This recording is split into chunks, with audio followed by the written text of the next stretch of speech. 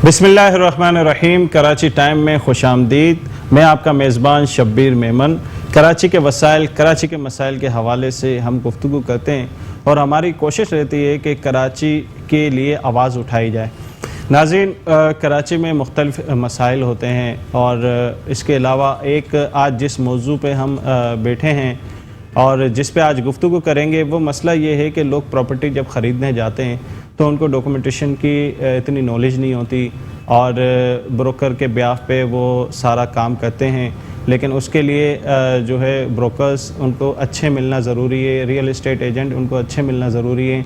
अगर नहीं मिलते तो उनके जो है वो नुकसान होते हैं और आइडिया नहीं होता कि किस तरह प्रॉपर्टी ली जाए और क्या इसके कवानीन हैं और क्या इसके एग्रीमेंट्स बनते हैं और इसकी वेरिफिकेशन कहाँ होती है और सब लीज, सेल लीड और ये सारे मामलात के लिए हमने आज जो है मलिक नूर साहब को यहाँ पर बुलाए हैं जो एडवोकेट हैं हाई कोर्ट के। अस्सलाम वालेकुम। वालेकुम सलाम। Thank you. नूर साहब, ये बताएं कि इस वक्त तो लोग जो प्रॉपर्टी ख़रीदने जाते हैं बसाओं का ज़्यादातर बुकिंग पे जाते हैं। बुकिंग पे ये होता है कि वो इनको एक रसीद बना के दी जाती है, एक छोटा फार्म होता है, वो उस पर साइन भी करा देते हैं। शराइत सारी बिल्डर्स की अपनी होती है। इस पोजीशन में पार्टी को क्या करनी चाहिए, क्या डिमांड करनी चाहिए बिल्डर से प्रॉपर्टी ख़रीदते वक्त? बिस्मिल्लाहिर्रहमानिर्रहीम। सबसे पहले आपका शुक्रिया, आपके चैनल का शुक्रिया कि मुझे दावत दी और बोलने का मौका दिया इस मौजू के ऊपर। ये बड़ा टिपिकल मौजू है। हम बहुत आसान समझते हैं कि प्रॉपर्टी ली और लेने चले गए, बुकिंग करा ली और प्रॉपर्टी ख़रीद ली हमने। एज सच आज के दौर के अंदर, आज का जो सिनारियो उसके अंदर ये सिलसिला बहुत मुश्किल हो गया है। हर जगह अच्छे बेचने वाले मौजूद नहीं हैं और हर जगह अच्छे ख़रीदने वाले भी मौजूद नहीं हैं। हर एक की कोई ना कोई मोनोपोली, कोई ना कोई साजिश बीच में कॉन्स्पिरेसी है जो चली आ रही है। वो मार्केटिंग ऐसे करते हैं कि लोग बस वो दीवाने हो जाते हैं। वही सब्ज़ बाग दिखाते हैं, इस कदर शदीद और इस कदर अच्छे सब्ज़ बाग दिखाते हैं कि इंसान ये सोचता है कि यार बस यही सही है, यही सच्चा है और इसी की बात मान ली जाए। और जब उससे लड़ने भी जाता है तब भी वापस आया तो ये चाय पी के, उसकी सब्ज़ चाय पी के वापस आया तो सब बाग देख के कि ठीक है जो हो रहा है ठीक है। जो प्रॉपर्टी आपका क्वेश्चन था कि क्या करना चाहिए, तो एक एग्रीमेंट होता है, मुआहिदा एक ऐसा कानून है कॉन्ट्रैक्ट एक्ट के तहत, एक ऐसा कानून है कॉन्ट्रैक्ट एक्ट जिसमें आप अपने लिए कानून खुद बनाते हैं, खुद वज़ा करते हैं। मसलन एक एग्रीमेंट के अंदर एक बेचने वाला होता है जिसको कहते हैं वेंडर और एक होता है ख़रीदने वाला जिसको कहते हैं वेंडी। ये आपस में शराइत तय करते हैं किसी एक मखसूस प्रॉपर्टी के लिए या मखसूस काम के लिए। ऑफरर होता है बेचने वाला और एक्सेप्टर होता है, एक्सेप्टेंस जिसने करनी होती है वो ख़रीदने वाला, वेंडी। अब ये उनकी मर्ज़ी पे है कि वो किस तरह, मगर इसके अंदर एक शर्त है कि लीगल चीज़ें होनी चाहिए, इलीगल नहीं। यानी ये नहीं होना चाहिए कि हम एक जगह डाका मारेंगे चार मिलके, ए को इतने पैसे, बी को इतने पैसे, सी को इतने और डी को इतने। ये इलीगल मुआहिदा है, इसकी इम्प्लीमेंटेशन एज अ पर लॉ हो नहीं सकती। तो जो भी मुआहिदा किया जाए वो कानूनी पैराहन के अंदर रहते हुए किया जाए, with in the limits of law उसके अंदर करेंगे, वो कानूनन इम्प्लीमेंट भी होगा, उस पर अमल दरामद भी होगा। लेकिन बिल्डर्स का एक फार्म होता है, जब वो बुकिंग के लिए जाते हैं तो पीछे वो साइन भी कराते हैं पार्टी से। वो हर आदमी जो वो इतना पढ़ा लिखा नहीं होता, कोई पढ़े लिखे होते हैं तो वो पढ़ के साइन करते हैं, अनपढ़ होता है तो उसको बोल देते हैं वो साइन आप कर दो। लेकिन उनके जो कवानीन अक्सर देखे गए हैं वो उन्हीं के मफाद के होते हैं, पार्टी के मफाद के कोई कानून नहीं होते उस पर। इसका सिंपल जवाब जो बिल्कुल एक आसान तरीके में दे दिया है कि उन्हें नहीं ख़रीदना चाहिए। ये आसान नहीं है, ये कहना मैंने कह तो दिया बड़े आसान तरीके से कि नहीं ख़रीदना चाहिए। हर एक की ख्वाहिश होती है कि अपना घर ले, हर एक चाहता है इंसान कि अपने घर में रहे, इज्जत से रहे, छोटा हो बड़ा हो, मकान जैसा भी अपना हो, अपनी छत हो। तो उस ख्वाहिश को लेके, उस ख्वाब को पूरा करने के लिए बिल्डर के पास जाते हैं। अब वो फॉर्म अमूमन अंग्रेज़ी ज़बान में होते हैं। हमारे यहाँ लिटरेसी रेट यानी तालीम का जो रेट है, रेशियो जो है बहुत कम है, 50% से मेरा ख्याल है कम पे हम लोग 30%, 35% है। तो इस रेशियो वाले मुल्क के अंदर जहाँ पे अंग्रेज़ी ज़बान आती ही बहुत कम लोगों को है, जो अंग्रेज़ी फोकियत नहीं है मगर अंग्रेज़ी ज़बान में इंटरनेशनल लैंग्वेज है, इसलिए उसी ज़बान के अंदर सारा कारोबार वो तो एक बड़ा सा ऑफिस देख के, एनवायरनमेंट देख के वो साइन कर देते हैं, वो आ जाता है और पढ़े बगैर उसको दस्तखत अमूमन कर देते हैं। अच्छा, इसका तरीका ये कि आप जब कोई प्रॉपर्टी लेने जाएँ तो उस फॉर्म को लेके घर पे आ जाएँ एक दफ़ा, ऑन द स्पॉट बुकिंग ना कराएं। अक्सर ये देखा गया नहीं देते वो। नहीं, आप कॉपी ले लें, उनसे देंगे आपको, अगर आप मांगेंगे उनसे तो अमूमन देते हैं, और अगर ऐसा करते को नहीं देते तो उस पर बुकिंग ना कराई जाए। और उसका एक तरीका और भी कि आप एसबीसीए के पास चले जाए, एसबीसीए जो इदारा है हमारा, सिंध बिल्डिंग कंट्रोल अथॉरिटी, उनके पास जाए, उनसे कहें। उनका एक फॉर्मेट है, उसी फॉर्मेट को उन्होंने फॉलो करना होता है बिल्डर्स ने।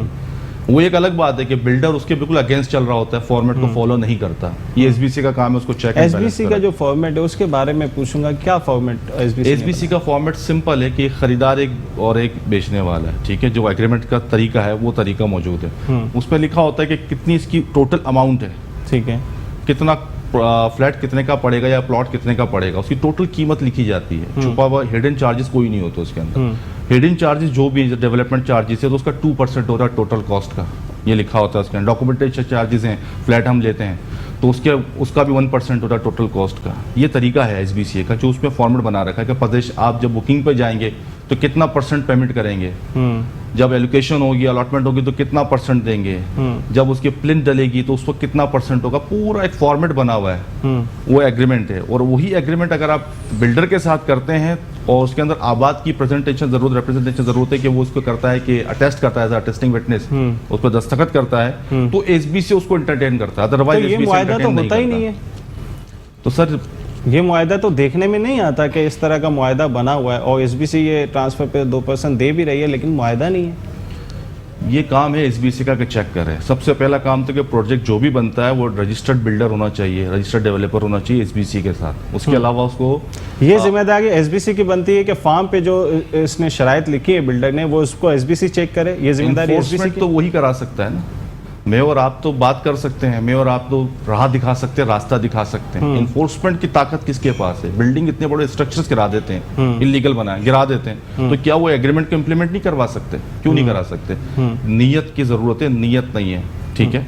नीयत जिस दिन आ गई उस दिन सारे काम आसान हो जाएंगे। ये अथॉरिटी आप कहते हैं कि एसबीसी के पास है कि अगर उसके कवानीन कुछ ऐसे लगे हुए हैं बिल्डर्स के कि जो सिर्फ उसके मफाद में है, तो फिर उसको एसबीसी ठीक करेगी? बिल्कुल एसबीसी ठीक करेगा। अदरवाइज एसबीसी नहीं करता, आप उसको एप्लीकेशन देते हैं, एप्लीकेशन पे अमल नहीं होता तो फिर आपको कोर्ट में जाना पड़ता है, रिट आपको जाना पड़ता है, कोर्ट के रिट के इशू चैलेंज करना पड़ता है, जाके मामला को सीपी फाइल करनी पड़ती है, रिट पटिशन इसको कहते हैं, वो फाइल करना पड़ता है ताकि इस मामले को सीधा किया जाए, फिर कोर्ट उसको इम्प्लीमेंट कराता है। अब बताइए कि जो मामला दिन ब दिन फेस कर रहे हैं, हम सारी पब्लिक फेस कर रही है, आपके साथ तो काफ़ी ऐसे मसाइल आते हैं, उस फॉर्म पे वो साइन भी करते हैं, फिर वो आप उस पर जवाब दे नहीं हो सकते कि भाई आपने तो सारे कमिटमेंट पे साइन किए।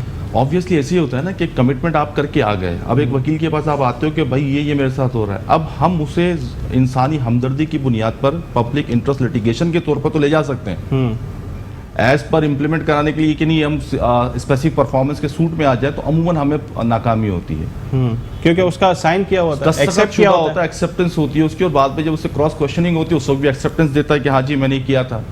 जब आपने किया था तो आपको पढ़ना चाहिए था। इलीगल काम तो कोई नहीं हो रहा ना, यानी वहाँ पे एग्रीमेंट में ये बात नहीं लिखी होती कि अगर आप पैसे नहीं दोगे तो मैं आपको गोली मार दूंगा, ऐसा कहीं नहीं लिखा। आप पैसे नहीं दोगे तो मैं आपके फ्लैट कैंसिल कर दूंगा, ये कहीं नहीं लिखा। कि अगर आप 48 मंथ्स का वादा कर रहे हो कि 4 साल के अंदर आप बना के दे दोगे एक प्रॉपर्टी को, अगर आप नहीं बनाते तो आप मुझे क्या दोगे, ये कहीं नहीं लिखा होता। यानी रेसिप्रोकल नहीं है, एक वन साइडेड है, एक तो तीर निकलता है दूसरे को लगता है, ऐसा है, ऐसा नहीं है। तो इस पर फिर बात नहीं होती कि आपने जो बिल्डर्स ने रूल बनाए थे उसको पार्टी ने एक्सेप्ट भी कर लिया, रूल गलत थे, उस पर कोई बात नहीं होती। सीपी में जाते इसलिए ना, रिट पिटीशन फाइल इसलिए होती है कि हम उसमें ये बात करते हैं कि जो रूल्स बने वो इंसानी हमदर्दी यानी इंसानियत के खिलाफ है, तब हमें उसके अंदर फ़ायदा मिलता है, रिलीफ मिलता है। अदरवाइज तो कुछ भी नहीं है, एक एग्रीमेंट है वो तो फिर आपको सिविल कोर्ट में जाना पड़ेगा, एग्रीमेंट की इन्फोर्समेंट तो सिविल कोर्ट करेगा। मगर जो चीज़ गलत हो रही है वो रिट पिटीशन में जाती है, यानी इंसानी बुनियादी हुकूक का जो मामला है, कॉन्स्टिट्यूशन है पाकिस्तान का, उसके आर्टिकल 199 है, उसके तहत हम जाते हैं, और सुप्रीम कोर्ट 183(2) है, उसमें जाते हैं हम कि जो मामलात हमारे इंसानी हुकूक को तलब करते हैं या हमारे इंसानी हुकूक को सल्ब करने की कोशिश करते हैं, उनके खिलाफ जो भी बात होती है वो हाई कोर्ट के अंदर होती है या सुप्रीम कोर्ट के अंदर होती है, थ्रू रिट पिटीशन होती है ये इस मामला में। और आप एग्रीमेंट की अगर बात करें तो ये सिविल मुआहदा, दो लोगों के दरमियान सिविल नेचर का मैटर है, ठीक है ना। तो इन दो लोगों का मसला जो सिविल कोर्ट हल करेगा। एक फ़र्द जाता है बुकिंग के लिए और देखता है कि यहाँ बुकिंग हो रही है, और उसके फार्म को देखता है, वो तमाम जो है मफादात बिल्डर्स के होते हैं, तो वो एक आम फर्द कोर्ट में जा सकता है कि भाई मैं यहाँ बुकिंग के लिए गया था या ये मामला आते हैं, वो पटिशन डाल सकता है? बिल्कुल पटिशन डाल सकता है। हमारे यहाँ लोगों को पता ही नहीं, लोग डरते हैं कोर्ट के नाम सुन के। थोड़ा सा प्रॉब्लम है, मुझे कहना पड़ता है, माजरत चाहता हूँ, कोई सुन रहा हो तो ऐसी बात बुरी लग रही हो किसी को तो माजरत चाहता हूँ। ऐसा है प्रॉब्लम, लोग डरते हैं कोर्ट आने से। और डरना तो नहीं चाहिए, क्योंकि कोर्ट कानून इसीलिए बना है कि पब्लिक की सेफ्टी के लिए बना है। पब्लिक सेफ्टी के लिए सारे कानून बनते हैं, पब्लिक के खिलाफ कोई कानून नहीं होता, इसके इम्प्लीमेंट कराने का तरीका होता है। इम्प्लीमेंट कराने के लिए आपको कोर्ट आना पड़ता है। अब एक मसला है, हमारे यहाँ इतने मसाइल हैं। अब कोर्ट के अंदर जब हम आएंगे तो एक मखसूस बेंच होता है, एक मखसूस जज साहब बैठे होते हैं, उनके फिक्स्ड होते हैं केसेस की, ये सुनेंगे। अब उनकी भी एक लिमिटेड कैपेसिटी है ना सुनने की भी, दिन में 50 सुन लेंगे, 60 सुन लेंगे, कितने सुनेंगे? एक इंसान कितने केसेस सुन सकता है? वो माशाल्लाह इस किस्म की नोयत के मामला तो उसमें बड़ी बड़ी जिरा होती है, बड़ी बड़ी बातें होती हैं। तो 2 बेंच होते हैं अमूमन जो इन बातों को सुन रहे होते हैं। अब वो बेंच हमारे यहाँ 100 केस लग गया, 150 लग गए, जो भी लगे, वो सुनते हैं, उन पर अमल करते हैं, उन पर कार्रवाई होती है, कोई ना कोई बातचीत होती है, कोई नोटिस इशू होते हैं, किसी पे स्टे मिलता है, किसी पे फैसला होता है, सब कुछ होता है। आखिर में बात वही आती है कि इम्प्लीमेंट कौन कराएगा? कोर्ट्स ने ऑर्डर करने हैं, इम्प्लीमेंटेशन के लिए यही इदारे हैं, पुलिस हो गई, SBC हो गया, KBC, जो भी XYZ जो इदारे, KWNSB हो गया, ये सारे इदारे ये इम्प्लीमेंट कराएंगे। और जब इम्प्लीमेंट नहीं कराते तो उनको पनिशमेंट भी कोर्ट करता है। अब बात ये कि लोग कोर्ट आने से डरते हैं, तो अब इतने सारे केसेस मामला चल रहे होंगे तो थोड़ा टाइम तो लगेगा ना, थोड़ा टाइम तो लगता है, तो उसको थोड़ा सा सफर करना जरूरी। ये नहीं हो सकता कि आप जाओ और मामला ज्यादा है और इंसाफ देने वाले की तादाद कम है, तो टाइम लगता है। देने वालों के नहीं कहेंगे, कोर्ट पे सुनवाई वालों के। इंसाफ तो माशाल्लाह हर कोई दे ही रहा है, ऐसा नहीं है। जिस इदारे में जाओ इंसाफ तो होता है। मैं इसको चैलेंज नहीं कर सकता, क्योंकि हर जगह अच्छे बुरे हर जगह होते हैं। हल्का सा जिसम में दर्द हो वो जगह हमें बहुत फील होती है। कहने का मकसद ये है कि तादाद जो है वकला की, जजेस की, आवाम के हिसाब से कम, वो कम है। ये आप कह सकते हैं जजेस की तादाद जो है ना वो कम है। जजेस को बढ़ाएंगे तो अब बढ़ाते हैं तो हमारा जो बजट है वो आउट होता है, थोड़ा प्रॉब्लम्स आती है कि क्योंकि जिस तरह आवाम हमारी बड़ी है और जो तादाद अब तक वही है जो आज से 30 साल पहले थी। नहीं, बीच में इजाफा किया है, थोड़े जजेस का इजाफा हुआ है कुछ अर्सा पहले। ऐसा नहीं है कि जजेस वही रहे, पहले 17 हुआ करते थे, फिर अब 32 करीब हैं, अगर मैं गलती नहीं कर रहा तो। और दूसरा ये कि ये इदारे जो बनाए गए ना, ये भी तनख्वाहें लेते हैं। ये तो इनका अपना जाती काम है ना। ये इंसाफ की बारी तो उस वक्त है जब यहाँ से कुछ सुनवाई ना हो। आप सुनते क्यों नहीं? SBCA सुनता क्यों नहीं? पुलिस वाला सुनता क्यों नहीं? हमें 22 की पिटीशन लगानी पड़ती है FIR कटवाने के लिए। तो ऐसा क्यों होता है? हम जब थाने जाते हैं तो हमारी बात सुनो तो सही, लिखो तो सही। अगर कॉग्निजेबल ऑफेंस बनता है तो आप बेशक उस पर FIR काटो, वरना नहीं काटो। आप तो सुनने को रवादार नहीं होते। और जब हम जाते हैं तो हमें वैसे ही, आम आदमी तो वैसे ही थाने का नाम सुन के घबराता, डर जाता है। वो तो वैसे ही पुलिस वाले को देख के पता नहीं क्या हो जाता है कोई। जबकि हमें पुलिस वाले को देख के फख्र महसूस होना चाहिए और हिम्मत आनी चाहिए। यहाँ पुलिस वाले को देख के हमें डर लगता है कि अभी कोई ना कोई एक नई पंचायत खड़ी कर देगा ये आदमी हमारे लिए, और एक मुश्किल पैदा हो जाएगी।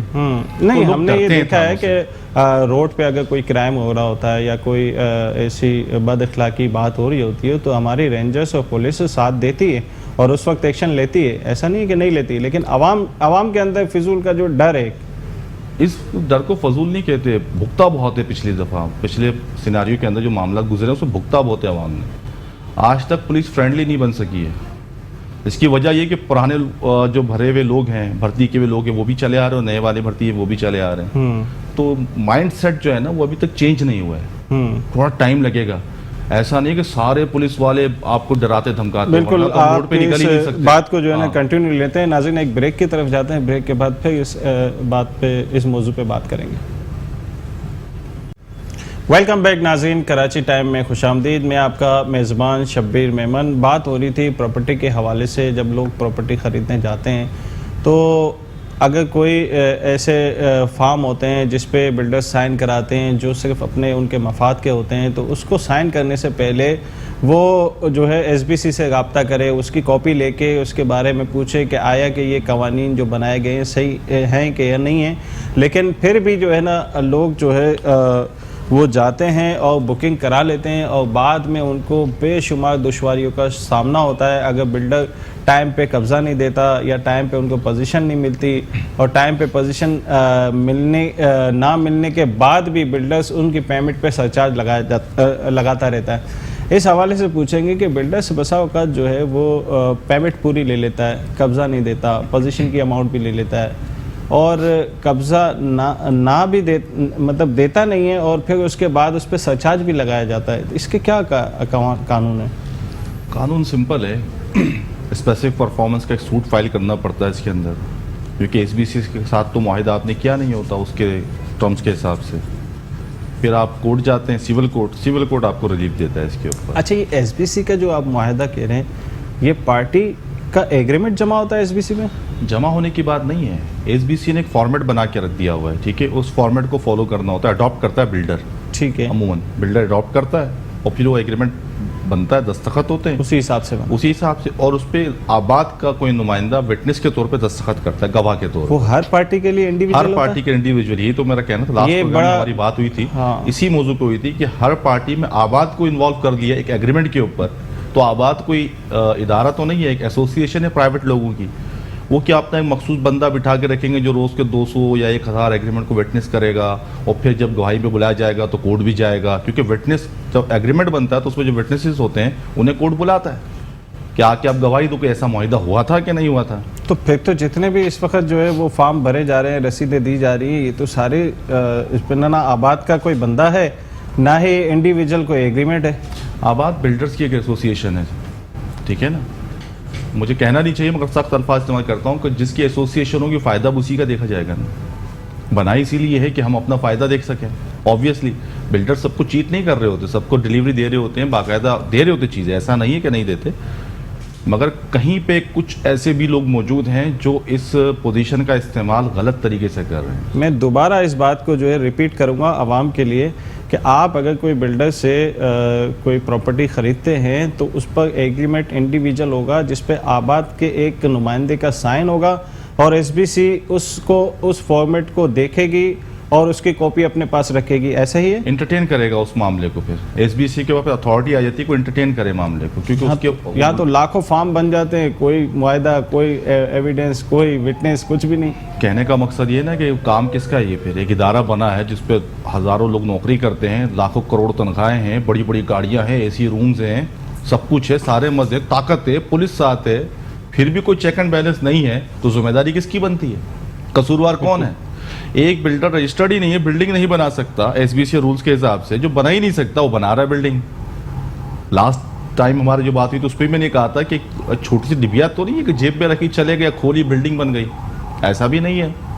दी आंट मैन एक फिल्म आती है, उसमें छोटी छोटी चीज़ें बन जाती है, बड़ी बन जाती है एकदम से, ऐसा भी नहीं है भाई। आप प्लॉट लेते हो, उसको बुकिंग करते हो, उसे खड्डे लगाते हो, उसमें राफ्ट डालते हो, उसकी बुनियादें लगती हैं, सालों का प्रोजेक्ट होता है। एक साल तो छोटे छोटे से काम के तो भी एक साल लग जाता है, तो क्या ये एक साल तक उस जगह से गुजर ही नहीं हुआ था? क्या नजर ही ना पड़ी उस इंस्पेक्टर की जिसका काम है वो जब बिल्डर्स एसबीसी से कंस्ट्रक्शन की एनओसी लेता है तो वो तो नॉमिनेट तो हो ही जाता है। एनओसी तो किसी और के नाम पे, फर्जी नाम पे आती है ना सर, उस बिल्डर के नाम पे तो होती ही नहीं ना। बिल्डर तो मालिक है, और जो मालिक है उसको नक्शा देते हैं आप बिल्डिंग बनाओ, आर्किटेक्ट लाइसेंस वाला होता है, बनाओ बिल्डिंग, चलो ठीक है काम करो। एक सोसाइटी को बनाने के लिए 19-20 एनओसी चाहिए होती हैं, 17 एनओसी तकरीबन चाहिए सोसाइटी तो को। वो जो है जब इदारों में जाती है तो नॉमिनेट तो हो गया कि ये सोसाइटी बन रही है। फिर आंखों से यानी ये पर्दा नशी किस लिए, यानी पर्दा पोशी किस लिए? एक बात समझ में नहीं आती ना कि आप पर्दा किस लिए करते हो। एक चीज़ बन रही है, सामने आ गई है, तो आप उसको देखो भी, चेक एंड बैलेंस भी करो, उसके सारे लीगल फॉर्मेट्स को भी तो देखो ना कि फॉर्मेट्स लीगल है कि नहीं है। दस्तावेजात जो आए आपके पास तो आ गए, आपके फॉर्मेट भी जमा कराया होगा, बिल्कुल जमा कराया होगा, फॉर्म का फॉर्मेट ये होगा, एप्लीकेशन फॉर्म ये ऐसा होगा, कीमत ये होगी। क्या इसके बाद दोबारा चेक करने गए कि ये ऐसा हो भी रहा है कि नहीं हो रहा? इदारा तो उसी की जिम्मेदारी बनती है जिसने परमिशन दी है। बिल्कुल, एनओसी फॉर सेल दी है तो एनओसी फॉर सेल के हिसाब से ही माल बिक रहा है कि नहीं बिक रहा। अगर ज्यादा बिक रहा है तो एक्सट्रैक्टर को पैसे कम मिल रहे हैं, यानी हमारे इदारे को पैसे कम मिल रहे हैं, 1% लेते हैं वो एनओसी किस बेस पे दिया आपने बेचने के लिए? आपने कीमत मुकर्रर की, पूरे प्रोजेक्ट की कीमत का 1% लेते हैं आप, वो 1% भी तो जाया हो रहा है ना, आवाम का ही जाया हो रहा है ना, क्योंकि वो तो महंगा बेच रहा होगा बाद में, ऑब्वियसली महंगा बेचेगा। 25 लाख का लिखा होगा तो 25 लाख का तो नहीं दे रहा होगा वो, यकीन 70 लाख, 80 लाख, 50 लाख का बेच रहा होगा, तो आपने तो पैसे कम लिए। अवाम का हक तो मारा गया यहाँ पे, पहली बात। दूसरा, अवाम को नुकसान भी पहुंचा रहा है, अनसर्टेनिटी पैदा कर रहा है अवाम के अंदर, ठीक है ना। हमें कोई एक इक्वलिटी नहीं मिल रही बराबरी नहीं मिल रही। कैसे नहीं मिल रही कि एक फ्लैट लेने में जा रहा हूँ, मुझे कीमत बताई गई है 50 लाख रुपए, एसबीसी को शो किया गया 25 लाख रुपए या 30 लाख रुपए, जो भी शो किया गया। एक तो यहाँ नुकसान। जब मैं जाके अपना क्लेम करता हूँ एसबीसी के अंदर, तो मेरा एग्रीमेंट में आबाद वालों के सिग्नेचर नहीं होते, ना उस लेवल का बना होता एग्रीमेंट जो रिक्वायरमेंट है एसबीसी की, उस तरह का बना होता है। एक लेमैन को क्या पता, एक आम आदमी को क्या अच्छा, पता? आपके पास केसेस आते होंगे प्रॉपर्टी के हवाले से, कभी आपके पास ऐसा कोई एग्रीमेंट आया जिस पे एसबीसी के पास सीसी कॉपी भी हो और आबाद के किसी नुमाइंदे का साइन भी हो, वो एग्रीमेंट का कोई केस आया आपके पास कभी? मेरी तो ख्वाहिश ही रह गई कि कभी मैं ऐसा भी देखूं। यानी ये काम आपके सामने कभी आया ही नहीं? कभी नहीं आया। मेरी इतनी सारी इसका प्रैक्टिस हो मतलब गई ये है कि माशाल्लाह, ये मगर मैंने आज तक नहीं देखा। इसका मतलब ये है कि 90% ये काम होता ही नहीं, सिर्फ इसका एक फॉर्मेट बना दिया मैं गया, कहूंगा उस पे कि इम्प्लीमेंट नहीं होता। 100% ये काम नहीं होता। मैं सिविल लॉयर हूँ, ज़्यादा काम मेरे पास इसी चीज़ों के आते हैं माशाल्लाह, बहुत बड़ी क्लाइंटेज है। इसके बावजूद मैंने कभी नहीं देखा, ये नहीं, ये होता ही नहीं। अवाम को पता ही नहीं। एक प्रिंटेड फॉर्म होता है, प्रिंटेड फॉर्मेट होता है, उसी के ऊपर दस्तखत कराए जाते हैं और उस पर ये लिखा होता है पहली तारीख से लेकर 10 तारीख तक आपने किस्त जमा करानी है। 3 महीने तक आपने किस्त जमा नहीं कराई तो आपका फ्लैट कैंसिल कर देंगे। ये तो हो गया हमारे खिलाफ, ठीक है। अब बिल्डर के खिलाफ क्या चीज़ है, वो लिखता है मैं 48 महीने में प्रोजेक्ट मुकम्मल करके दूंगा, नहीं देता, फिर क्या होगा उसके खिलाफ? कहाँ जाएंगे आप? कोई कार्रवाई। फिर आपको सिविल कोर्ट आना पड़ता है, आपको तकालीफ बर्दाश्त करनी पड़ती है। सिविल कोर्ट इंसाफ देता है, ऐसा नहीं है। मैं बिल्डर्स के लिए भी काम करता हूँ, आम पब्लिक के लिए भी करता हूँ। मैंने देखा है कि सिविल कोर्ट जो है, जिसकी जुरिडिक्शन बनती इस है, पोजीशन वो में आपको सपोर्ट करता है। ऐसा नहीं है कि आपको भगा देता है, ऐसा नहीं है, वो सपोर्ट करता है। कानून माशाल्लाह बहुत अच्छा है हमारे मुल्क के अंदर, इंसाफ भी मिलता है। बहुत थोड़ा डिले हो जाता है, लेकिन वजूहात शुरू कहते की हैं। बुनियादी गलती जो परचेजर की होती है, वो अगर ठीक हो जाए तो फिर ये चीज़ें उसको इतनी दुश्वारियाँ ना हो। थोड़ा अक्ल से काम ले, थोड़ा इस्तेमाल करें अक्ल को। अब तो इतने शऊर के प्रोग्राम आ रहे हैं कि आप समझे बात को। ये प्रोग्राम पब्लिक के लिए ना, हमारी पब्लिक का एक बहुत बड़ा इशू है, बहुत बड़ा मसला है। वो ये है, वो पढ़ते नहीं है, दूसरा सुनते नहीं है।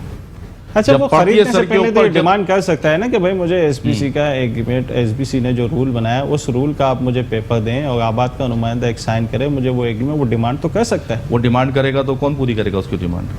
फिर उसको प्लॉट नहीं मिलेगा, प्लॉट नहीं देगा, कोई ना कोई बहाना होगा, यार प्रॉपर्टी ये मिलेगी बिक गया, नहीं ये फ्लैट बिक गया, अब आप ये फ्लैट तो मौजूद नहीं है, पूरे सारे बुक हो गए, देखो ये सब पिन्स लगी हुई हैं। यानी सब बुकिंग टोटल आ गए। जिम्मेदारी एसबीसी की आती है कि पहले वो उसको देखे कि उस रूल के हिसाब से काम होता है या नहीं होता। वक्तन फवक्तन रेड करे, छापा मारे, चेक करे चीज़ों को कि हो क्या रहा है, पोजीशन क्या है। अच्छा, यही पार्टी अगर वहाँ चली जाती है एसबीसी के, भाई मैं इस तरह प्लॉट लेने गया हूँ, ये मुझे नहीं दे रहे, तो फिर उस पर एसबीसी एक्शन, एसबीसी का काम तो बनता है कि एक्शन ले। एसबीसी का काम तो बनता है कि वो एक्शन ले। अब वो एक्शन लेते हैं या नहीं लेते, कोई जाता है नहीं जाता, ये बात की बात है। क्योंकि ऐसी को कंप्लेंट नहीं आई कि एसबीसी के पास गया, एसबीसी ने एक्शन नहीं लिया, ऐसी कंप्लेंट आई नहीं है। हाँ, ये ज़रूर आई है कि हमने बिल्डर के खिलाफ शिकायत की कि उसने प्लॉट बना के नहीं दिया, तो फिर वो बात आती है कि आपने उस रूल को फॉलो क्यों नहीं किया, जो हमारा मुतय्यन शुदा है, उसको फॉलो करो ना भाई। एसबीसी कोशिश ज़रूर करता है, आबाद भी करता है, मगर बात वही आती है कि इन्फोर्समेंट नहीं कर सकते क्योंकि आपने उस रूल को फॉलो नहीं किया। हर आदमी थोड़ी किताब पढ़ते, तो जिसने पढ़ी उसको पता है। बिल्कुल, ये काम तो है एसबीसी का कि वो एक बड़ा सा पैनाफ्लेक्स बनवा के उस बिल्डर की प्रॉपर्टी के बाहर लगवाए कि ये रूल्स हैं, इनको फॉलो करना और आपने देखना खरीदने से पहले। अच्छा, अखबार में इश्तिहार भी छपता है इस मौजू पे। जब किसी को बुकिंग परमिशन दी जाती है सेल करने के लिए, एनओसी फॉर सेल, तो उसको ये अखबार में इश्तिहार भी छपता है, क्वार्टर पेज का छपता है, बड़े लीडिंग न्यूज़पेपर्स के अंदर। अवाम उसको भी नहीं पढ़ते। मैं ये तो कह रहा था कि हमारा पहला मसला है कि हम पढ़ते नहीं और ना ही सुनते हैं, और फिर बाद में बैठ के रो रहे होते हैं सर पे पड़ती है। तो थोड़ा पढ़ने की आदत डालें और दूसरा सुनने की आदत भी डालें। बोलने के मौके बहुत मिलेंगे, खरीदने से पहले अपने कवायद पूरे करें। देखेंगे, पढ़ेंगे, समझेंगे तो कुछ बात करेंगे ना, अदरवाइज उसको पता ही कुछ नहीं।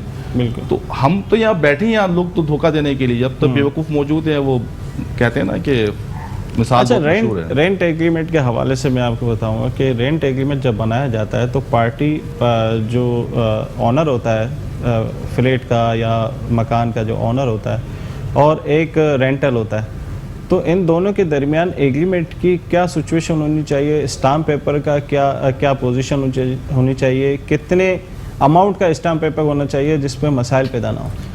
फाइनेंस एक्ट के हिसाब से सेल परचेज के लिए कम से कम 500 रुपये का स्टाम्प पेपर होना चाहिए और रेंट के लिए 100 रुपये का स्टाम्प पेपर होना चाहिए। 100 रुपये का स्टाम्प पेपर होना मस्ट है। मस्ट है। अच्छा, भी एक चीज़ बड़ी मज़ेदार बताऊंगा, रजिस्ट्रेशन एक्ट के हिसाब से जो चीज़ 100 रुपये से ऊपर की होगी उसका रजिस्टर्ड होना ज़रूरी है।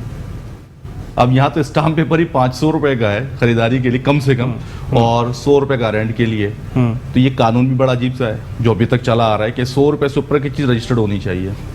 कीमत बढ़ानी चाहिए ना भाई, 100 से 1 लाख करो या 1 करोड़ करो, जो भी करो। अब 500 का स्टाम्प पेपर लेंगे तो भी खरीदो फरोख्त का एक मुआहिदा ही हो गया ना। वो स्टाम्प पेपर खरीदा, बिल्कुल, तो क्या उसका भी रजिस्ट्रेशन कराएं मुआहिदे की, वो उस स्टाम्प पेपर की? ऐसा नहीं है। तो स्टाम्प पेपर 500 रुपए का सेल के लिए चाहिए और किराए के लिए उसके लिए 100 रुपए का चाहिए। अच्छा, और ये अटेस्ट होते हैं नोटरी पब्लिक से, ठीक है। रेंट के अंदर होता है कि रेंट कंट्रोलर अटेस्ट करे, रेंट कंट्रोलर जुडिशियल हमारे होते हैं सीनियर सिविल जज। अब ये प्रॉब्लम ये कि उनके पास जाके कैसे किया है, तो इसके लिए फिर नोटरी पब्लिक से अटेस्ट करवाते हैं इसको भी, ठीक है ना।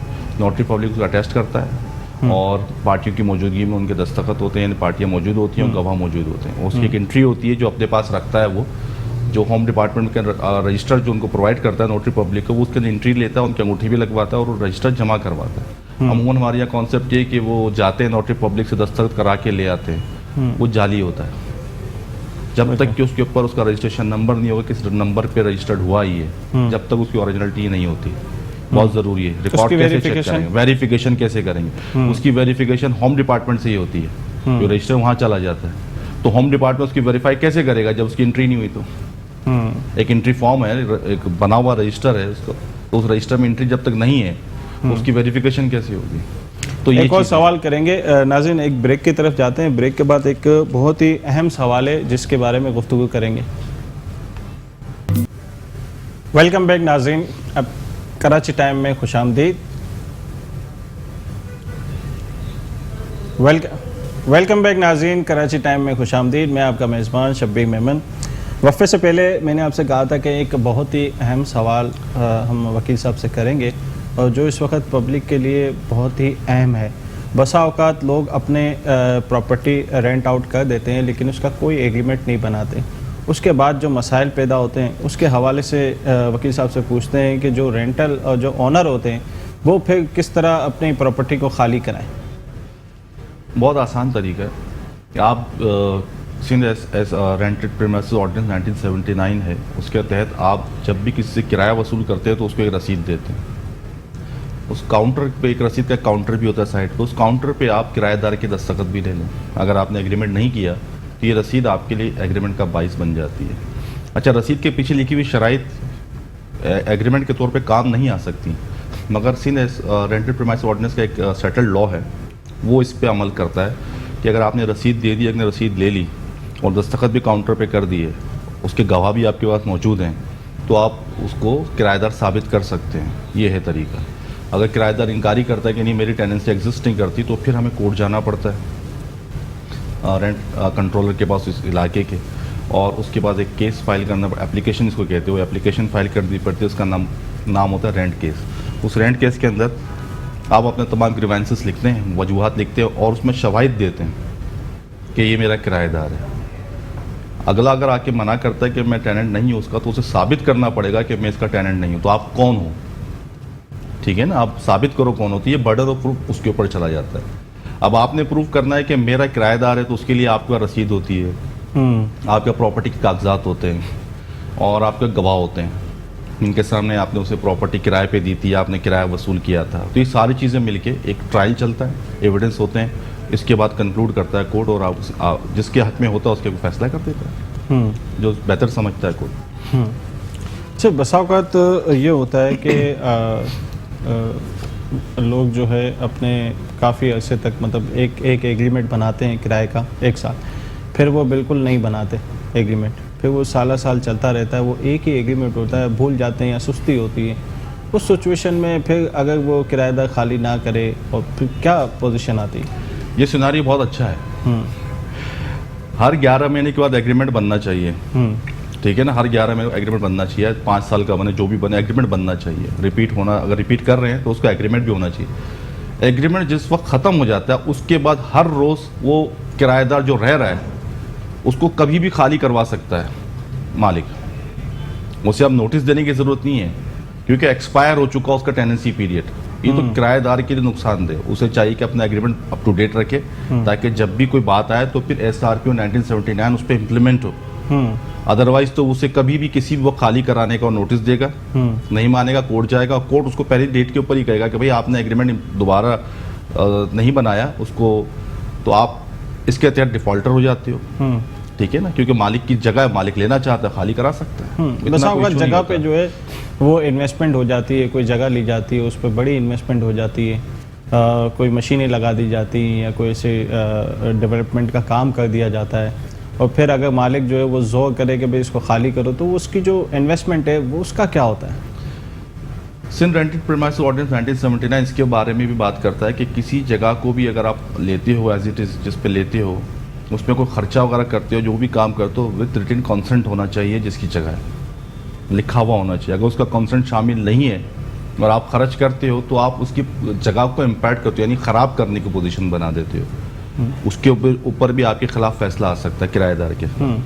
अब जगह को अच्छा कर दिया, अगर आपने अच्छा बना दिया है तो आपने अपने बिजनेस के लिए बनाया, ठीक है। मगर यहाँ ये होता है कि अगर एक दूसरे को एतमाद में लेके अगर ये काम किया गया है, तो जब जगह खाली होती है तो जो मालिक होता है उसके जो खर्चा है उसको ऑब्वियसली पे करता है, मालिक पे करेगा। मालिक पे करेगा, क्योंकि उससे पूछ कर लगाया, उससे कह कर लगाया, वो कंडीशंस थी, कोई बातें होती है। जैसे एक जगह होती है, मिसाल के तौर पे हम एक प्लॉट ले लेते हैं, उस प्लॉट की तामीरात हम करते हैं, उसे एक शादी हॉल बना देते हैं, ठीक है। अब उसको शादी हॉल जब हमने बनाया तो हमने परमिशन ली होगी, यकीनन इदारों से भी ली होगी, एनओसी दी होगी हमें, मालिक ने भी, बिल्कुल, इसके बगैर तो हम कर ही नहीं सकते। अब उसकी जगह की वैल्यू बढ़ गई, मार्केट बढ़ गई, मार्केट बढ़ गई। ऐसा तो नहीं है कि वो जगह जो 10 करोड़ की थी वो 10 करोड़ ही की रही, अब तो 1 अरब रुपए की हो गई, इतना बड़ा शादी हॉल। इसी तरह ही हो गया कि आपने जमीन की दी और एक पार्टनर्स ने उसको डेवलप किया, तो एक तरह की पार्टनरशिप भी इसमें शामिल हो जाती है, एक तरह की पार्टनरशिप भी बन जाती है। आप किराया तो दे रहे हो मगर आप पार्टनरशिप के जुमरे में भी आते हो, तो अब आपके जगह पे खर्चा हुआ है, किराए के एडवांस के अलावा आपने जो उसको डेवलपमेंट किया उसकी इन्वेस्टमेंट वो आपकी पार्टनरशिप में आई, वो एक तरह की पार्टनरशिप बन जाती है। अगर कॉन्सेंट मौजूद है, एक आदमी कहता नहीं भाई जमीन मैंने आपको दी थी, अब जो चाहे करो उसके साथ, वो फिर आपका अपना इशू है। अगर उसकी परमिशन शामिल नहीं है तो फिर वो जगह का जिसने लिए किराए पे उसका अपना इशू है। अगर उसने परमिशन दी है तो फिर वो जो है उसकी इन्वेस्टमेंट वो रिटर्न करेगा, ये तो बनता है ना, लॉ है ये तो, कि आप किसी को नुकसान नहीं दे सकते। अब मैं आपकी जगह बनवा लूँ और आपसे कहूँ आपने 3 साल मेहनत की और मुझे धक्का मार के बाहर फेंक दें, तो ये क्या है? ये तो कोई तरीका ही ना हुआ ना। बस अगर लोग जो है लोगों से प्लॉट लेते हैं और प्लॉट लेने के बाद कहते हैं कि कंस्ट्रक्शन हम करेंगे, तो वो मुआहदा जो है वो प्रॉपर्टी जो है वो कंस्ट्रक्शन करने वाले के नाम पे नहीं होती और वो पूरी कंस्ट्रक्शन कर देता है, तो फिर वो उसका दावेदार बन सकता है मालिक के साथ कि भाई ठीक है आपने ज़मीन दी थी और मैंने कंस्ट्रक्शन की है, तो दोनों हिस्सेदार हो सकते हैं। मुआहिदा होता है इसका भी ना, इसका भी मुआहिदा होता है कि आप पेमेंट किस तरह करोगे, क्या करोगे, कैसे। उस मुआहिदे की हैसियत कितनी कानूनी है? बिल्कुल इन्फोर्सेबल है, लॉ के अंदर इन्फोर्सेबल है। जो भी वैलिड कॉन्ट्रैक्ट होगा वो इन्फोर्सेबल है, वैलिड से मुराद लीगल होगा, जो भी वो वैलिड है वो उसको हम कोर्ट में ले जा सकते हैं। इल्लीगल मुआहिदे की कोई हैसियत नहीं होती, लीगल मुआहिदे की हैसियत होती है।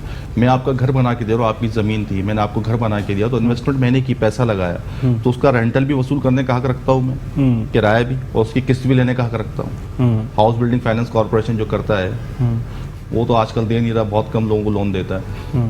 जिनको भी देता है उनके साथ यही मुआहिदा होता है कि आपसे वो परसेंटेज के हिसाब से किराया भी लेता है और उसी हिसाब से आपसे किस्त भी महीने की ले रहा होता है। किस्त क्या होती है? वो किराया जो होता है प्रॉपर्टी का, वो उसकी किस्त होती है, और आहिस्ता आहिस्ता वो कुछ रेशियो यूनिट्स होते हैं, यूनिट्स पे तकसीम कर देते हैं, और यूनिट्स आहिस्ता आहिस्ता आपकी तरफ ज़्यादा होते चले जाते हैं, उनकी तरफ कम होते चले जाते हैं, तो उनका किराया भी कम होता चला जाता है। वसूली इस तरह होती है। ऐसे ही लोग भी करते हैं कि यूनिट्स के ऊपर ले आते हैं कि आपने इतने पैसे दिए, इतना घर आपका, इतना मकान मेरा, इसका आप मुझे किराए दें, ये किराए की मद में आ गया, ये किस्त की मद में आ गया। आहिस्ता आहिस्ता आपकी प्रॉपर्टी जो है एक तो सूद के बगैर भी हो जाती है एक तरह से देखा जाए तो, और आपकी प्रॉपर्टी कर्जा भी उतर जाता है। अगर कोई आदमी नहीं देता तो फिर वो कॉन्ट्रैक्टर कोर्ट जाता है, वो कोर्ट जाता है और वहाँ से इसको इन्फोर्स करवाता है, क्योंकि ये मुआहिदा दो लोगों ने, प्राइवेट लोगों ने खुद अपनी मर्जी से किया और कॉन्ट्रैक्ट एक्ट इसकी इजाज़त देता है। वो अलग बात है कि फाइनेंस एक्ट इसके अंदर फिर आड़े आ जाता है कि आपने किसी को फाइनेंस किया तो इसकी क्या परमिशन थी, आप फाइनेंसर बन गए, आप बैंक बन गए क्या, वो एक अलग इशू है, बहुत वास्ट इशू, उस पर फिर कभी डिस्कस करेंगे इंशाल्लाह। अच्छा, इस वक्त कराची में जो ओल्ड एरिया है उसमें एक इशू आया हुआ है कि लोग जो पगड़ी की बिल्डिंगें होती थी उस पर अब जो है उनको खाली कराया जा रहा है और उनको कुछ भी नहीं दिया जा रहा। इसका कोई एक्ट बना हुआ है? क्योंकि उन्होंने जो उस वक्त इन्वेस्टमेंट की थी वो तो ठीक ठाक थी, अब कहीं सुनवाई उनकी नहीं हो रही। सर जिस वक्त उन्होंने मकान लिया था 10 लाख रुपए दे के, तो उस वक्त मकान का किराया भी होता होगा 2000 रुपये, मगर वो किराया दे रहे थे 2 रुपये या 20 रुपये। फ़ायदा तो वो भी ले रहे थे ना। अगर इसकी प्रॉपर्टी आज 2 करोड़ की हो गई तो आप किराया तो उसको 2000 रुपये भी नहीं दे रहे। बात तो ये है ना कि दोनों तरफ से बैलेंस ही चल रहा है मामला। ऐसा नहीं है कि उसको नुकसान था, उससे 10 लाख रुपए दिए तो किराया भी कम हो गया। अगर वही किराया वो पे मकान को दे देता तो मेरा ख्याल है किराया ज़्यादा मिलता, उसको उसकी प्रॉपर्टी की वैल्यू बढ़ती है। अब जो ओनर है वो खाली गुडविल- करवा सकता है। गुडविल की कोई हैसियत नहीं है एज पर लॉ के अंदर, हमारे कोई सेंसिटिविटी नहीं है, कोई गुडविल का कोई कॉन्सेप्ट नहीं क्योंकि है। अब तो गुडविल पगड़ी की चीजें जो वो अब तो कोई प्रॉपर्टी इतनी तो नजर नहीं आ रही कराची के अंदर, लेकिन जो पुरानी जो बनी ओल्ड एरिया में काफ़ी अभी भी। ओल्ड एरिया में काफी है, वो खाली करवा रहे हैं, बड़े लोग परेशान हैं इस हवाले से। देखिए इस पे हुकूमत को सोचना चाहिए, कानून बनाने वालों को सोचना चाहिए। हम तो वकील, हम प्रैक्टिस करते हैं लॉ की, जो बना हुआ आता है बिल्कुल हम उस पर अमेंडमेंट नहीं कर सकते, हमारा इख्तियार नहीं है। मैंने जो बातें बताई, जो कानून कह रहा है वो बातें बताई। क्योंकि हमने मेरा तो भी ये देखा है कि बेचारे लोगों को बड़ा रोते देखा है कि यार अब वो जो है ना हमें 1 रुपया भी नहीं दे रहे हो, हमसे खाली करवा रहे हैं। मतलब वो एक बड़ा ही दुख वाला मामला है, और बिल्कुल रोडों पे आ रहे हैं, वो किराए पे जा रहे हैं, बड़ा मसाइल है उनके साथ। देखिए रियासत की जिम्मेदारी है कि अपने अवाम को तहफ़्फ़ुज़ दे, ठीक है ना। तो कानून भी तो ऐसे बनाए ना, कोशिश तो करें। अदालतें भी क्या करें, अदालतें मजबूर हैं, अदालतें मजबूर हैं, वकील भी मजबूर हैं, लोग भी मजबूर हैं। जो लॉ बना है उसको फॉलो करेंगे, लॉ को फॉलो करेंगे। टेनेंसी एग्रीमेंट है, टेनेंसी का एक लॉ है, सीन रेंटेड प्रेमाइसेस ऑर्डिनेंस 1979, उसको हमने अडॉप्ट करना है। उसके अलावा हम बाहर निकल नहीं सकते। उसमें गुडविल का कोई जिक्र नहीं है। हाँ, अगर जो गुडविल दी है उसको साबित करते हैं आप, तो आप फिर रिकवरी का सूट फाइल करो, उससे गुडविल के पैसे ला, डैमेजेस भी लें, आपका रेमेडी अवेलेबल है, आप इस्तेमाल करें उसको। मगर यहाँ इस वक्त जो हालात है ना, उसके अंदर किसी को कोई रसीद भी नहीं होती कि गुडविल कितनी दी थी, ये भी नहीं होता। तो ये सारे मामला हैं, इसको देखना चाहिए। अरबाब इख्तियार का काम है कि इस बात को सोचे समझे बात करें। हमारा काम है जो मुकला हैं, हमारा काम लॉज जो बने हुए आते हैं उनकी प्रैक्टिस करना, उनको लेके चलना, उनको फॉलो करना है। हम उस पर अमेंडमेंट नहीं कर सकते। कानून जो कानून होता है उस एक किताब में होता है, और उसका दिल नहीं होता, उससे दिल से नहीं सोचना होता, जज्बात से नहीं सोचना होता, उसमें एक लाइन है, उस लाइन पे चलना होता है, तभी एक मामला जो है सही रहेगा। अदरवाइज अगर हम अपनी मर्जी से चलने लगे ना, जज्बात में, कि इंसान है जज्बाती, जब भी आपने बातें की कि बहुत दुख होता है, तो उस आदमी को दुख नहीं होगा जिसकी प्रॉपर्टी है, जो मालिक है। 25 साल से आप उसकी प्रॉपर्टी में बैठे हो, अगर देखा जाए तो 25 साल से बैठे हो, और आप किराया उसको आज भी 2000 रुपये दे रहे हो। दुनिया उसका किराया 25,000 30,000 रुपये देने को तैयार है, तो क्या उसके राइट्स मजरू नहीं होते? ये भी तो देखना चाहिए। लेकिन गुडविल वालों ने अपने तौर पे एक जो है कानून बनाया था कि अगर प्रॉपर्टी वो सेल करता है तो 25% मालिक को देगा। तो वो कोई उन्होंने एग्रीमेंट अपना है? एक रूल बनाया था। तो कोई एग्रीमेंट है उसका? हाँ। एग्रीमेंट इन्फोर्सेबल है? सिर्फ जबानी बातें थी। जबानी बात की क्या, बख्तन की क्या हैसियत है, लिखत की हैसियत होती है। बड़ी मशहूर कहावत है ना, बख्तन कोई हैसियत नहीं रखता, लिखतन सब कुछ करता है। तो लिखत में है कुछ, आप लेके आओ, कोर्ट उस पर बिल्कुल कार्रवाई करेगा, क्यों नहीं करेगा? आप आए तो सही, बल्कि पंचायत में बैठ जाएंगे, मोहल्ले के अंदर होती हैं, वो लोग ही फैसला कर राइटिंग हो देंगे। जाती है। हाँ, वो वैसे ही कर देंगे। पंचायत का लफ्ज़ गलत इस्तेमाल कर दिया, आपस की गैदरिंग में भी फैसले हो जाते हैं, लोग बैठ के कर लेते हैं, कि छोटे छोटे मसले हैं। तो वो वैसे भी होता है कि किसी को अगर घर खाली कराना है तो वो अगले किराएदार से कहते हैं अभी घर खाली कर दो, मेरा बेटा जवान हो गया, 25 साल में बच्चे तो जवान हो ही जाते हैं ना, अब उसकी शादी कर दी है मैंने, तो मुझे घर चाहिए, तो आपको खाली करना पड़ेगा। पर्सनल नीड, ज़ाती ज़रूरत है उसकी, आप बेशक गुडविल का एग्रीमेंट हो, चाहे कुछ भी हो, आपको खाली करना पड़ेगा। वो क्या पैसे देता है, क्या तय होता है आपके मामला, वो एक अलग बात है, मगर खाली करना पड़ेगा, मालिक नहीं है आप। एग्रीमेंट के अंदर कभी साइन किए जाते हैं, कभी थंब लगाए जाते हैं, दोनों की क्या पोजीशन है, सिग्नेचर क्या तो हैसियत होती है? सिग्नेचर तो बहुत ज़रूरी ना, एक्सेप्टेंस कैसी होगी? ठीक है। और आजकल थंब लगाने की वजह है कि लोग सिग्नेचर को कबूल नहीं करते कि नहीं ये मेरा साइन ही नहीं है, तो इसलिए अंगूठे लगवाए जाते हैं ज़्यादा पक्का करने के लिए, वेरिफिकेशन हो जाती है, बायोमेट्रिक हो ईजी हो जाता है। और अब तो तस्वीरें भी लगना शुरू हो गई हैं कि भाई आप ही थे, ये भी। लेकिन थंब जो है वो ज़्यादा ऑथेंटिक है। ऑथेंटिक है ना, इसको आप नादरा से वेरीफाई करवा सकते हैं, इसकी वेरिफिकेशन आपको मिल जाती है। जैसे अब सेल्टेड के लिए हम जाते हैं तो अब अंगूठे लगाने पड़ते हैं हमें, वहाँ तस्वीरें भी हमारी खींची जाती है, बिल्कुल, खरीदने बेचने वाले की।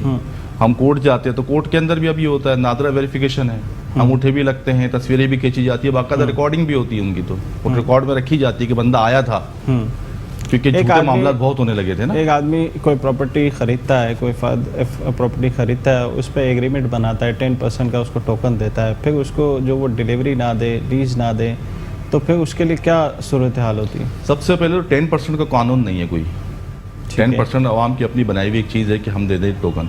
टोकन आप उसको 1 रुपया दो, या 1 लाख रुपए दो, वो आपकी मर्जी है। और एक सर्टन टाइम पीरियड तय होता है कि इतने अरसे के अंदर आप उससे पेमेंट करोगे और पोजीशन लोगे। अगर ऐसा नहीं होता तो सूट फॉर स्पेसिफिकेशन पे फाइल होता है, इसकी मियाद 3 साल होती है एग्रीमेंट की। उस 3 साल के अंदर आप सूट फॉर स्पेसिफिकेशन फाइल करेंगे और कोर्ट के जरिए आप उससे जो भी मामला तय करेंगे।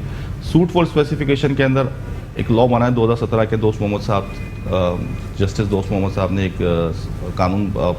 एक फैसला किया था कि जो भी suit for specification for performance file करेगा उसको ज़रूरी है कि वो जो रकम उससे देनी है वो पहले कोर्ट में जमा कराएगा, ताकि दोनों तरफ से बराबर, और फिर उस पर स्टे मिल जाता है उस प्रॉपर्टी के ऊपर इजीली।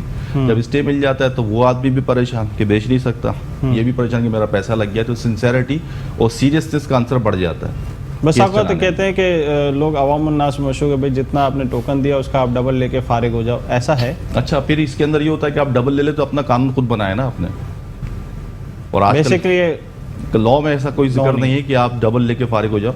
हाँ, जब आपने डबल का जिक्र कर दिया तो आप कोर्ट नहीं जा सकते। एक वक्त में एक सजा हो सकती है, दो नहीं हो सकती। हाँ, आपने खुद तय कर लिया ना कि ये सजा है उसकी, तो अब ये सजा कैसे मांगे? अच्छा, अगर उसके जो है क्लॉज के अंदर ये नहीं लिखा कि डबल का रूल नहीं लिखा तो फिर वो कोर्ट जा सकता है, ईजी हो जाता है, और प्रॉपर्टी ले सकता है। बहुत ईजी हो जाता है, फिर कोर्ट के जरिए आप उसको खाली करा सकते हैं, क्योंकि सजा नहीं लिखी ना, तो सजा मुतय्यन जब कर दी तो फिर एक एग्रीमेंट पे विटनेस कितने होने चाहिए? 2 कम से कम अटेस्टिंग विटनेसेस होने चाहिए कानूनी शहादत के हिसाब से। 2 गवाह होना ज़रूरी है जो आकिल बालिग हों। और ये हमारी सूरह बकरा के अंदर आयत नंबर गालिबन 248 है, अगर मैं गलती नहीं कर रहा, वहाँ भी यही है कि 2 गवाह मुकर्रर कर दो। अल्लाह पाक खुद फरमाता है कि 2 गवाह मुकर्रर कर दो, और अगर 2 गवाह मर्द ना मिले तो एक मर्द हो और 2 औरतें हो, ताकि कभी एक भूल जाए दूसरी उसको याद दिलाए। इस तरह है, ये सिस्टम हमारे यहाँ चल रहा है। तो इन अगर कोई प्रॉपर्टी डिस्ट्रीब्यूशन में आ जाती है तो फिर उन गवाहों को भी पेश होना ज़रूरी होता है? जी हाँ, वो गवाही आके तो बताते हैं कि ये प्रॉपर्टी का मामला ऐसा हुआ था। अटेस्टिंग विटनेसेस का खास मकसद यही है, जो मैंने कहा, कि वो याद दिलाए। क्योंकि बसाव का ऐसा होता है कि स्टेट डीलर या तो वो कोई भी गवाह डाल देते हैं, बाद में लोग कोर्ट तक नहीं आते, तो फिर जो परचेजर है उसको बड़ी दुश्वारी का सामना होता है। भाई, परचेजिंग करते वक्त आपको इस बात का ख्याल रखना है कि आप उसमें झूठ शामिल ना करें। और जब झूठ शामिल कर दोगे तो अल्लाह की रहमतें कहाँ से आएंगी? मतलब जो विटनेस हो वो प्रॉपर विटनेस हो, जो आपके जो है वो कोर्ट में भी आ सके और गवाही भी दे सके। गवाही भी दे, आप सच्चा काम करो ना। ये भी एक बड़ा मसला है ना कि अगर वो कोई चीज़ कोई अपना केस लेके चले गया कोर्ट के अंदर और उसके गवाही नहीं आ सके जो उसने विटनेस पे एग्रीमेंट पे डाले थे, तो फिर वो कहाँ खड़ा है? खत्म हो गया केस सर। उसकी उस एग्रीमेंट को आप साबित कैसे करेंगे बगैर गवाहों के? गवाह तो होते इसलिए कि उसके एग्रीमेंट को साबित करें कि हाँ जी गवाह भी ऐसा ऐसे होने चाहिए जो कोर्ट में हाजिर हो। तो ये तो आपका काम है ना, जब आप गवाह बनाते हैं तो गवाह के लिए तो बड़ा एक सख्त शराइत है ना शरीयत के अंदर भी, कि गवाही के लिए तो आना पड़ेगा आपको। डरने की बात नहीं है, कोर्ट कोई ऐसी जगह नहीं है जहाँ डरा जाए। आपसे सिंपल सवाल होगा और सच की बुनियाद पे आपने जवाब देना है। आप झूठ क्यों बोलेंगे? आप झूठ बोलेंगे तो स्टोरी डेवलप करनी पड़ेगी आपको। आप सच बोलेंगे तो स्टोरी डेवलप करने की ज़रूरत ही नहीं, अल्लाह की मदद शामिल रहेगी हाल, और आप उस पर काम करते रहेंगे। तो डरने की ज़रूरत नहीं है। वहाँ भी इंसान होते हैं जो सवाल पूछते हैं आपसे, और जो बैठ के आपकी बात सुनते हैं, जज साहब होते हैं माशाल्लाह मुअज़्ज़िज़ होते हैं काफ़ी, वो भी आम इंसानी की तरह के होते हैं, कोई सिंह वगैरह किसी के नहीं होते कि डरा जाए। एक प्रॉपर्टी को क्लियर करने के लिए कम से कम कितना अरसा लग जाता है? केसेस के अंदर कितने टाइम लग जाता है? बसाव का तो वो जल्दी भी हो जाती है, बसाव का सालों लग जाते हैं, ये सुनने में आता है। केस चलने के ऊपर बात होती है। जैसे कि हम एक केस चलाते हैं तो कुछ केसेस ऐसे भी मेरे पास पेंडिंग पड़े हैं जो 2015-2014 से चल रहे हैं, 2012 के भी हैं। उस पर रीज़न्स ये नहीं होती कि वकील सुस्ती कर रहा है या जज सुस्ती कर रहा है या अदालतें बंद हैं। उसके अंदर टेक्निकलिटीज़ होती है बहुत सी चीज़ें इन्वॉल्व होती हैं। उन चीज़ों को रिजॉल्व करना जो है ना बाज़ औक़ात बहुत मुश्किल हो जाता है। तो एक एक करके गिरा खोली जाती है। किसी के दागे में गिठाने काफ़ी सारे लग जाएं तो उसे खोलना ज़रा मुश्किल हो जाता है। किसी में 2-4 लगे तो फ़ौरन खुल जाता है। आवाम के लिए ऊपर डिपेंड करता है। प्रोग्राम का वक्त जो है वो बहुत मुख्तसर है। आवाम के लिए आपसे कोई एक राय लेना चाहूँ, जो आवाम के लिए एक मैसेज हो, आवाम की रहनुमाई हो, जिसमें प्रॉपर्टी के हवाले से, वो आपसे पूछना चाहूँ। सबसे पहली जो मैं बात कहना चाहूँगा अवाम उन्नास से, वो यही कहना चाहूँगा कि जब भी कोई मुआहिदा करे तो उसे पढ़ लें। अपना सिग्नेचर शौकिया ऑटोग्राफ के तौर पे देना की कोशिश ना करें, ये आपके गले आ सकती है बात।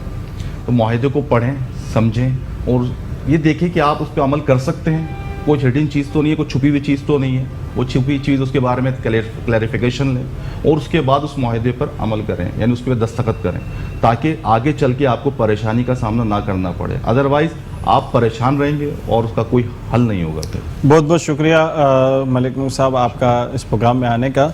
नाज़रीन, ये बहुत अच्छी बात बताई, जब भी आप कोई प्रॉपर्टी ख़रीदें तो एक अच्छे अपने वकील से मशवरा करें जो आपको सही रहनुमाई दे और फिर उसके बाद जाके प्रॉपर्टी ख़रीदें। अगर वो थोड़ी